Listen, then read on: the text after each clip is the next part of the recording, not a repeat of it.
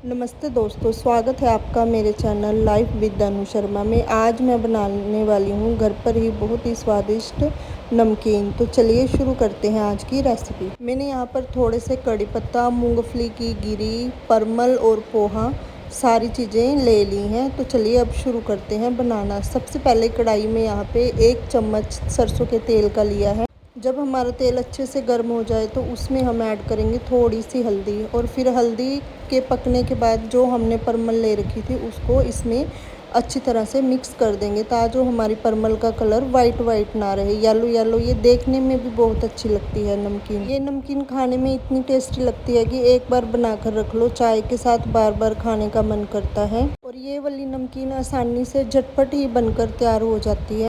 हमारे यहाँ पर इसको परमल बोलते हैं, कई जगह पर इसको मुरमुरे भी बोला जाता है। आप भी बताना आप क्या बोलते हो। देखो थोड़ी देर में ये मुरमुरे अच्छी तरह से भून गए थे। आपने इनको ऐसे तोड़ कर देखना है जैसे मैंने वीडियो में दिखाया है। जब ये अच्छी तरह से हाथ में चूरा होने लग जाए तो समझो हमारे मुरमुरे अच्छी तरह से भून गए। और आपने ये भी ध्यान रखना है कि जब हम मुरमुरे भूनें तो हमने कढ़ाई थोड़ी भारी लेनी है। अब हम इसी कढ़ाई में 1 चम्मच तेल का और लेके उसमें थोड़ी सी हल्दी डाल देंगे। हल्दी पकने के बाद फिर अब मैंने इसमें डाल दिया है पोहा। पोहे को भी हम इसी तरह बिल्कुल लो फ्लेम पर अच्छी तरह से भून लेंगे जब तक कि पोहे में कुरकुरापन ना आ जाए। इन सभी चीज़ों को पहले भूनना इसीलिए भी ज़रूरी है क्योंकि इनमें से जो सीलापन है वो ख़त्म हो जाता है और थोड़ी सी क्रंचीनेस आ जाती है। थोड़ी ही देर में हमारा पोहा भी यहाँ पर अच्छी तरह से कुरकुरा हो गया था, और देखो हाथ से तोड़ने से अच्छे से टूट रहा है। अब हम इस पोहे को भी जो हमने परमल रखी थी उस बर्तन में निकाल लेंगे।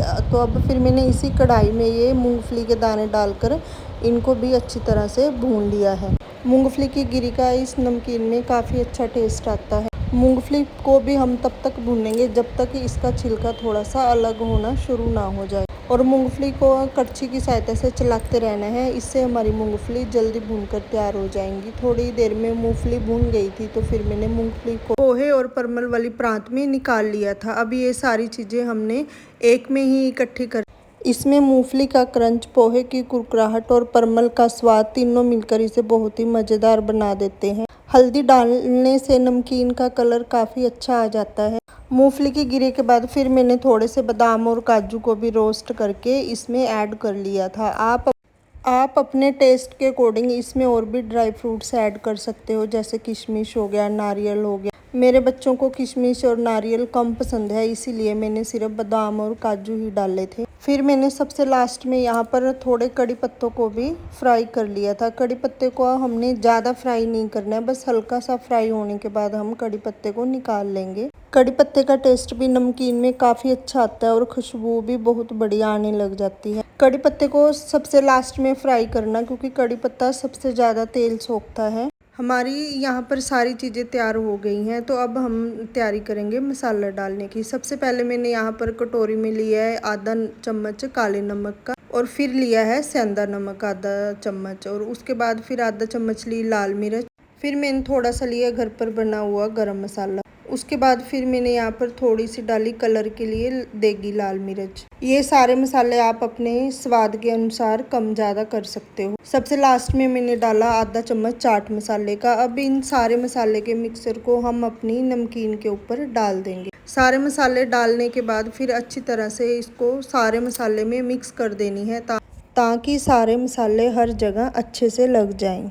वाह, देखिए हमारी नमकीन कितनी बढ़िया और कुरकुरी बनकर तैयार हो गई है। आप इस नमकीन को 10-15 दिन के लिए स्टोर कर भी रख सकते हैं। थोड़ी देर में इस नमकीन को ऐसे ही ठंडा होने के लिए रख दूंगी। ठंडा होने के बाद इसे एयर टाइट डिब्बे में डालकर रख सकते हैं। आपको जब भी भूख लगे आप इस नमकीन को खा सकते हो। इसका कोई भी नुकसान नहीं है, और ना ही इस नमकीन से वेट गेन होता है, और ये खाने में भी बहुत ही ज़्यादा टेस्टी लगती है। तो लीजिए, छोटी सी भूख के लिए हमारी बढ़िया नमकीन, डाइट नमकीन बनकर तैयार हो गई है। आप इसे अपने बच्चों को भी खिला सकते हैं, क्योंकि ये हमने सारी अपने घर के सामान से ही अच्छे तरीके से बनाई है। ये नमकीन ज़्यादा ऑयली भी नहीं है, क्योंकि हमने इसमें बिल्कुल थोड़े से ही तेल का यूज़ किया है। मैंने यहाँ पर सरसों के तेल का यूज़ किया था। आप चाहो तो देसी घी में भी इस नमकीन को बना सकते हो। अगर आपको मेरी ये रेसिपी पसंद आई हो तो वीडियो को लाइक ज़रूर करें और चैनल लाइफ विद अनु शर्मा को सब्सक्राइब करें और कमेंट करके ये ज़रूर बताएं कि आपको ये नमकीन की रेसिपी कैसी लगी। मिलते हैं कल एक और नई वीडियो के साथ। राम राम जी आप सभी को।